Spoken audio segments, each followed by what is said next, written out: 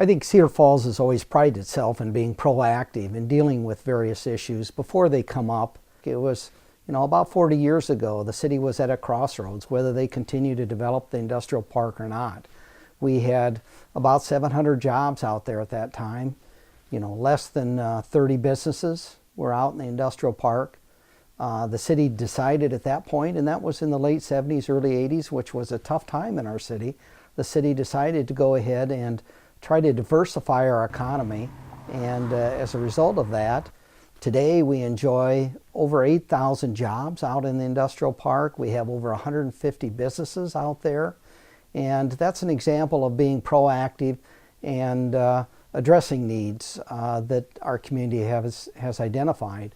One of the other things is that I think about is the Cedar Falls utilities. When broadband was on the horizon, and that was going to be something that was going to be important to providing education, information to our citizens, the Cedar Falls utilities went ahead and took a referendum to the citizens, and by a margin of 77%, the citizens came back and said, yes, we want broadband, we want a communication utility. That was 25 years ago. And we were one of the first in the country to provide broadband services to our citizens, and the first in the state of Iowa to provide that kind of broadband service to our community. So we have a long history of being proactive, and I think the public safety program is another example of that.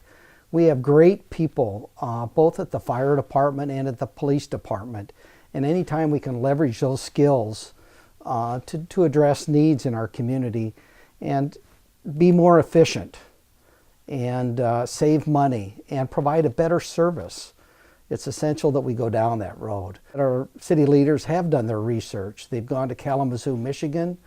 They went to Woodbury, Minnesota. There's public safety programs, I think, at 130 locations around the country, and they've really done their research on this issue before they went ahead and implemented the program. I'm pleased that, from my standpoint, Cedar Falls, I'm proud of the fact that we have competitive tax rates when compared with our peer communities. We have a low crime rate when compared with our peer communities, and our fire calls are down. So those are three really positive attributes that our community offers to the citizens and the taxpayers of this community. And I think those are very desirable attributes to have, and these things don't happen unless you're a proactive community. And Cedar Falls has a history of that. Change is difficult sometimes, and it's tough, but we've got good people all around. Like I said, the fire, the police, the city leadership, they're all working towards a common goal of providing an efficient, well-managed city that provides good value to the taxpayers. I think that's essential, to be able to have those folks trained and being able to do two skill sets like they are trained as they come into our organization, into our community. And I will say, from my standpoint, that gives me a lot of confidence in what we're doing and how we're approaching this.